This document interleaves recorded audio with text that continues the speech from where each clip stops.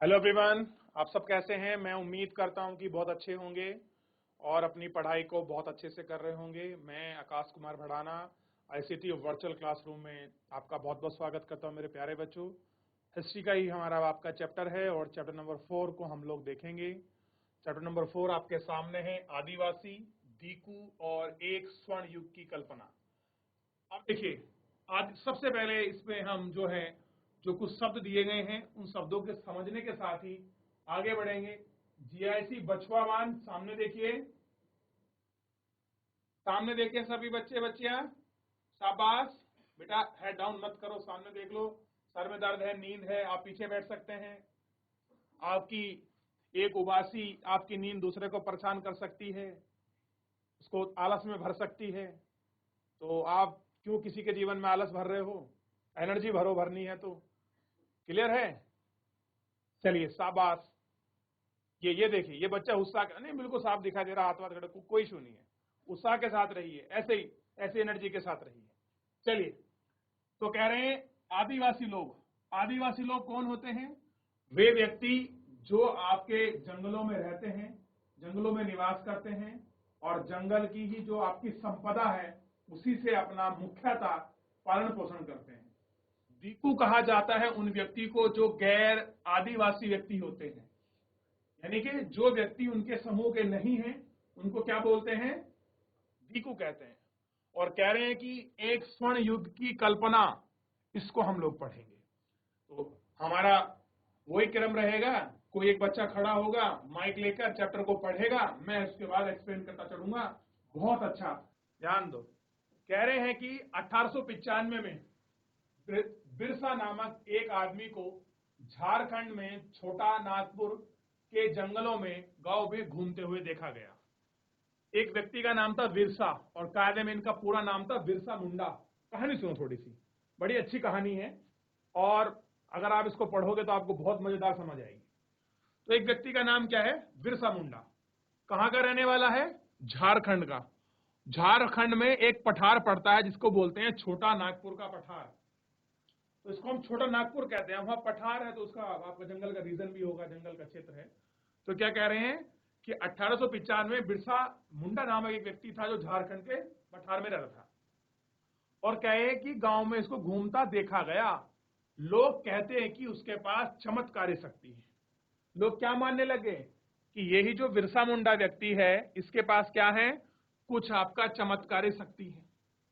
अब आपने देखा होगा हमारे यहाँ गांव में भी किसी न किसी के पास तो हो ही सकती है ना। बोलते हैं कि ये व्यक्ति बड़ा अच्छा है, चमत्कारी व्यक्ति है, इस पर भगवान का विशेष आशीर्वाद है। तो ऐसा कौन था? बिरसा था। अब देखिए, वह सारी बीमारी दूर कर सकता था। और कैसी शक्ति थी उसके पास? बीमारियों को दूर करने वाली शक्ति थी।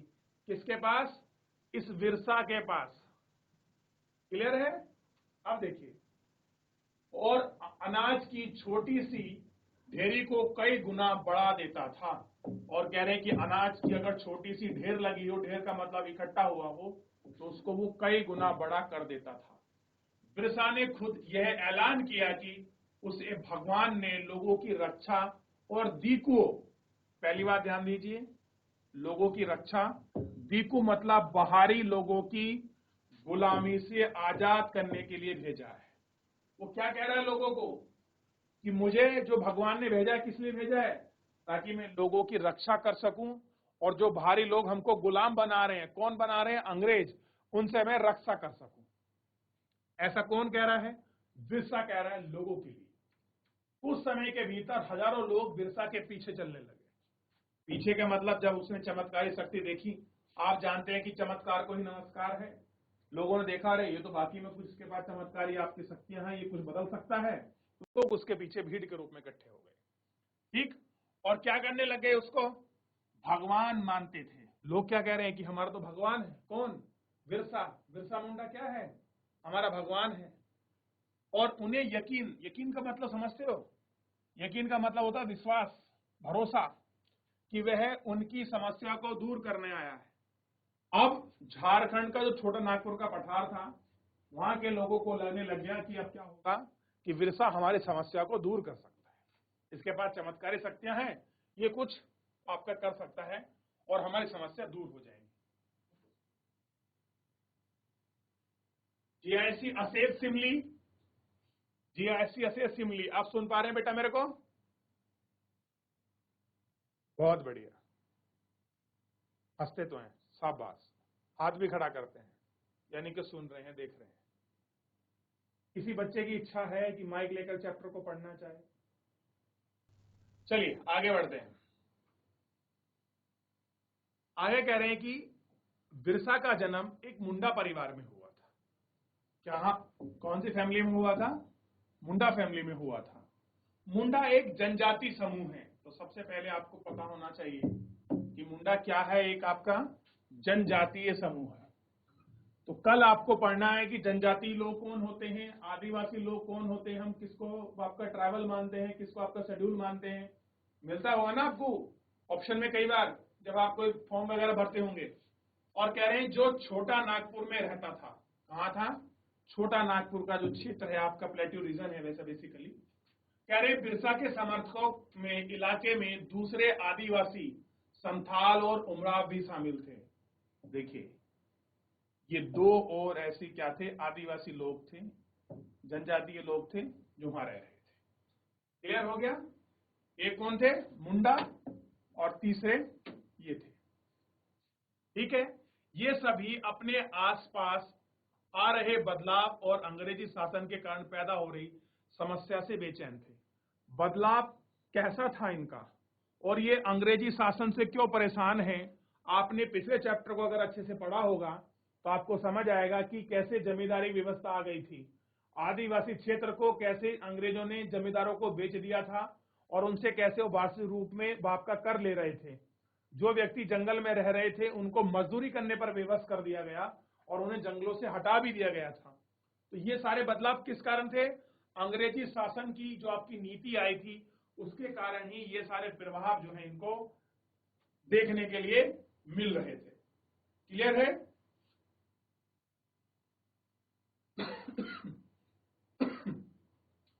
उनकी परिचित जीवन पत्ति नष्ट हो रही थी। कह रहे कि जिस तरह से वो अपना जीवन शैली को, अपनी लाइफ को जी रहे थे, वो उनकी नष्ट होने लगी थी या नष्ट होती दिख रही थी। ठीक है, आजीविका खतरे में थी और धर्म छिन्न भिन्न हो गया था। अब कौन किसकी बात कर रहे हैं? आजीविका। आजीविका का मतलब क्या होता है जानते हैं आप? जिससे आपके जीवन का भरण पोषण खाने पीने को मिलता है उसको बोलते हैं आजीविका। वो क्या हो रही थी? आपका नष्ट हो रही थी। और धर्म कैसा था? आपका छिन्न भिन्न हो रहा था, यानी कि वो भी धर्म जो था आपका नष्ट हो रहा था। क्लियर है? किस कारण से? अंग्रेजों के या भारी लोगों के उनके क्षेत्र में प्रवेश करने की वजह से ये सारी समस्या जो थी आपका हो रही थी। क्लियर है? इतना ध्यान रहेगा। जितना हमने अभी तक पढ़ा है, कोई डाउट है, कोई क्वेरी है, एक बार मुझसे पूछ लीजिए मेरे बच्चों, फिर इसमें आगे बढ़ जाएंगे। किसी कुछ पूछना है यहां तक? चलिए, जियासी फरसादी बोली बेटा। Yes sir. सर क्या आदिवासी समाज अभी भी है, होते हैं? हाँ क्यों, बिल्कुल होते हैं। आप झारखंड जाइए, आप महाराष्ट्र जाइए, आप मध्य प्रदेश जाइए, आप उड़ीसा जाइए, वहां आपको देखने के लिए मिलेंगे। और अच्छा चलिए, आपके लिए क्वेश्चन है, क्या उत्तराखंड में आदिवासी समाज है?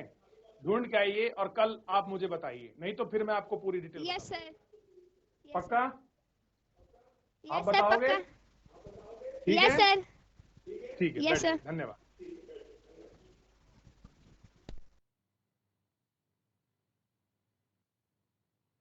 अब देखिए, एक इमेज दिखाई गई है आदिवासी समूह के लोगों की, गौर करके देखिए। जंगल में रहते हैं, जंगल इनका घर है, और बड़ा अच्छा लगता है इनको जंगल में रहना, और आज से नहीं बहुत पुराने समय से रहते आ रहे हैं। क्लियर है? चलिए,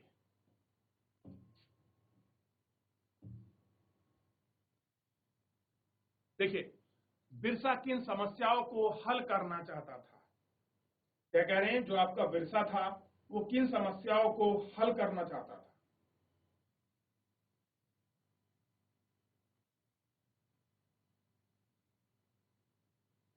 क्लियर है? देखिए, अब देखिए, जिन्हें दीकू कहा जाता था वे भारी लोग कौन थे? अगर आपसे पूछे दीकू का मतलब क्या है, तो भारी लोग जो उनके क्षेत्र में आकर बस गए थे उनको कहा गया था दीकू। क्लियर हो गया? कौन थे आपके दीकू लोग? देखिए,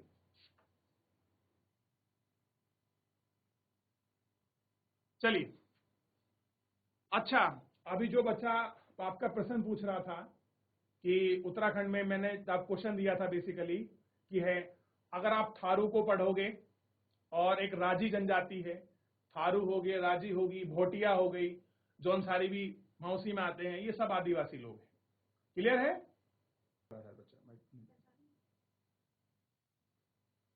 हाँ बेटा, जैसी फरसादी। सर आपने मेरे को क्वेश्चन दिया था पर आंसर तो आपने बता दिया, मैं क्या करूंगा अब?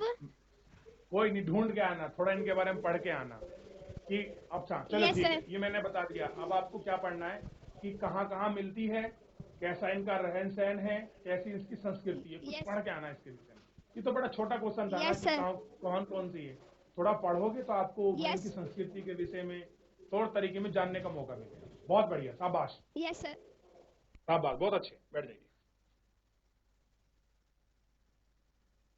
चलिए, तो अब हमें क्लियर हो गया दीकू लोग कौन है। जो व्यक्ति उनके जंगल क्षेत्र में बाहर से आकर रहने लगे तो उनको उन्होंने क्या कह दिया? दीकू। दीकू मतलब उनकी भाषा का ये शब्द है, हमको ध्यान रखना है। अब देखिए, उन्हें इलाकों में लोगों को गुलाम कैसे बनाया। अब देखिए, उन्हीं का क्षेत्र है और आदिवासी लोगों को उनके क्षेत्र में क्या बना लिया गया? गुलाम, स्लेव बना लिया गया।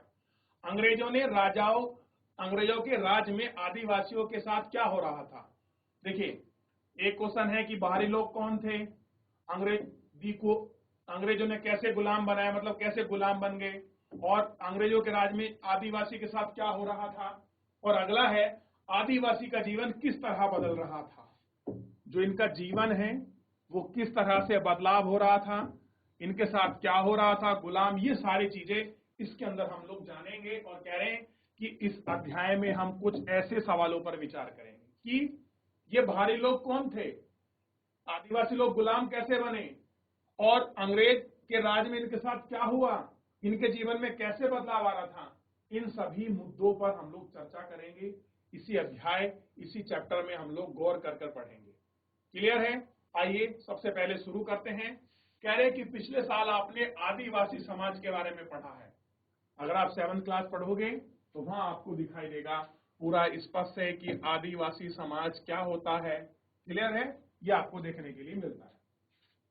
अगला देखिए, ज्यादातर तो कबीलों के रीति रिवाज और रस्में ब्राह्मणों द्वारा निर्धारित रीति रिवाज और रस्म से बहुत अलग थी।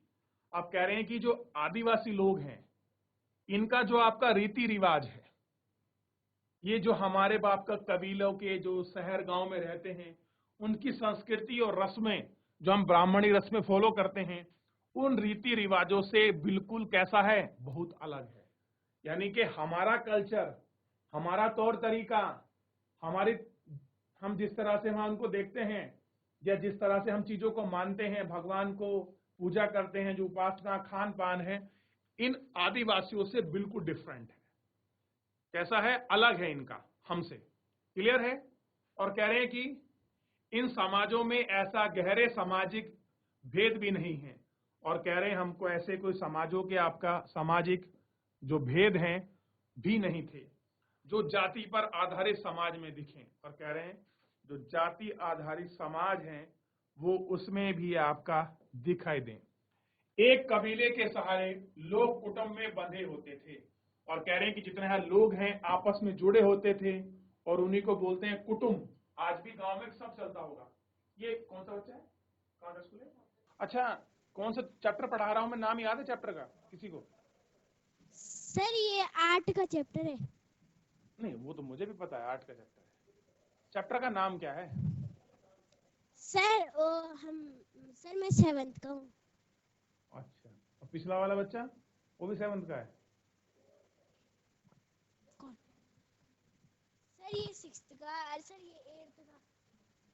8th वाले को माइक देना, जो 8th का है।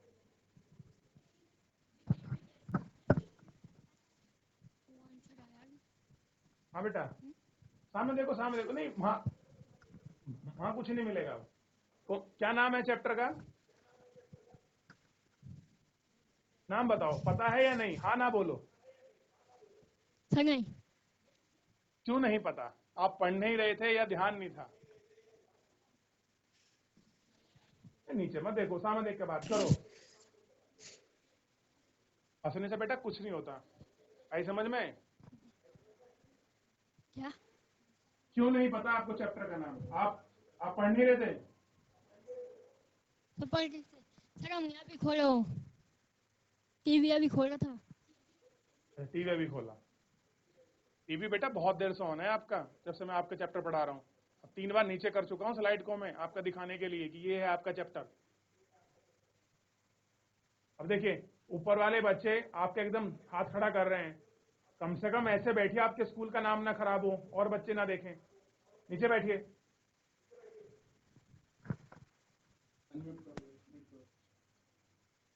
चलिए वापस एक बार नाम देख लीजिए चैप्टर का। इतने बड़े बड़े अक्षरों में लिखा है, अंडरलाइन भी किया है, राउंड भी किया है, फिर भी आपको ध्यान नहीं है। गलत बात है, ध्यान दिया करो बच्चों। अभी तो आपको अच्छा लग रहा होगा, चलो कोई नहीं, लेकिन ये चीजें थोड़ी सी हार्मफुल हो जाती हैं बाद में जाकर, नुकसान देती हैं हमको। तो हम बात कर रहे थे कुटुंब की। तो ये कैसे रहते थे आपका? ये लोग आपका कुटुंब में मिलकर रहते थे, लेकिन इनका मतलब यह भी नहीं था कि आदिवासियों के बीच कोई आर्थिक और सामाजिक फर्क नहीं था। अब आप ये नहीं कह सकते कि भले ये मिलकर रहे हैं, लेकिन इनमें सामाजिक आर्थिक फर्क भी आपको दिखाई देंगे। क्लियर है? कैसे दिखाई देंगे? सामाजिक आर्थिक फर्क भी आपको दिखाई देंगे। क्या इसमें देखिए, जनजातीय समूह किस तरह से जीते थे। अगर आप पढ़ोगे कि जनजातीय लोगों का जीवन क्या था, उनकी जीवन शैली कैसे थी, किस तरह से वो जिया करते थे, पूरा सब कुछ इसके बारे में बड़े अच्छे से लिखा हुआ है। 19वीं शताब्दी तक देश के विभिन्न भागों में आदिवासी तरह तरह की गतिविधियों में सक्रिय थे। कब तक? 19वीं शताब्दी तक अलग अलग प्रकार की एक्टिविटी करते थे वो। क्लियर है? जैसे उनमें कुछ एक्टिविटी हैं जिनको हम लोग पढ़ेंगे और ध्यान देंगे। सबसे पहले देखिए, इसमें दिखा रहे हैं झूम खेती करते थे। कौन सी खेती है? एक अलग प्रकार की खेती आपको मिलेगी जिसका नाम है झूम एग्रीकल्चर। और ध्यान रखना बच्चों, आप ग्रेजुएशन, पोस्ट ग्रेजुएशन, 12th कर लो, ये खेती आपका पीछा नहीं छोड़ेगी। क्लियर है? देखिए, उनमें से कुछ समुदाय झूम खेती करते थे। झूम खेती यानी कि घुमंतू खेती भी कहा जाता है। झूम को क्या बोलते हैं? घुमंतू खेती कहते हैं। क्लियर है? ये आपको ध्यान रखना है। चलिए, इसके विषय में हम लोग कल विस्तृत से बात की चर्चा करेंगे। फिलहाल आज जितना हमने पढ़ा है आप इसको घर जाकर अच्छे से पढ़िए। कोई भी क्वेरी है, आपको कोई भी डाउट है, आप मुझसे पूछ सकते हैं। फिलहाल मेरे प्यारे बच्चों, आज के लिए इतना ही। धन्यवाद।